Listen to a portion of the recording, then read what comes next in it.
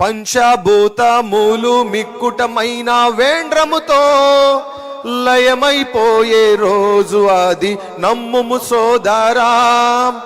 మేడా మిద్దెలు మేలు చేయునా, మేడా మిద్దెలు మేలు చేయునా, వెండి బంగారం నీ వెంట వచ్చునా. ప్రభు యేసు రాకడ సమీపించేను ఇప్పుడే, సిద్ధపాడుమో క్రైస్తవుడా, సిద్ధపాడుమో సోదరుడా. ప్రభు ఈ లోకములోకి రెండోసారి రాబోతూ ఉన్నారు. మొదటిసారి వచ్చినప్పుడేమో రక్షణ సిద్ధపరిచి దీనిని పొందుకో అని చెప్పారు. ఇక రెండవసారి వచ్చినప్పుడు ఆ రక్షణను కానీ పొందుకోకపోతే ఇంకప్పుడు ఉంటుంది భజన. మామూలు భజన కాదు, అది చేసేది యేసయ్య భజన కాదు. ఇక ఏ భజన ఉంటుంది?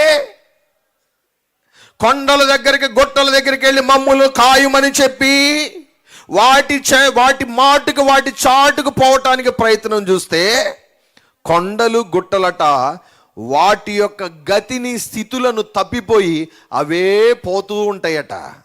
ఇక మమ్మల్ని కాచేది మనల్ని కాపాడేది ఎవరింకా? యేసుక్రీస్తు ప్రభు వారి యొక్క జననము గురించి, ఈ సెమీ క్రిస్మస్ల గురించి సెలబ్రేట్ చేసుకుంటున్న ప్రతి ఒక్క సమయంలో హృదయంలో కలుగుతున్న భారం ఏమిటంటే, ప్రభువా మళ్ళీ నీవు రాబోతున్నావు నాయనా. అయితే ఆ సమయంలో మేమంతా సిద్ధంగా ఉండాలి, సంతోషముతో మిమ్మల్ని ఎదుర్కొనే స్థితిలో మేము ఉండాలి. మిమ్మల్ని చూచి భయపడి రొమ్ము కొట్టుకునే స్థితిలో మేము ఉండకూడదని ఎప్పటికప్పుడు హృదయంలో వేదన బాధ కలుగుతూ ఉంటుంది.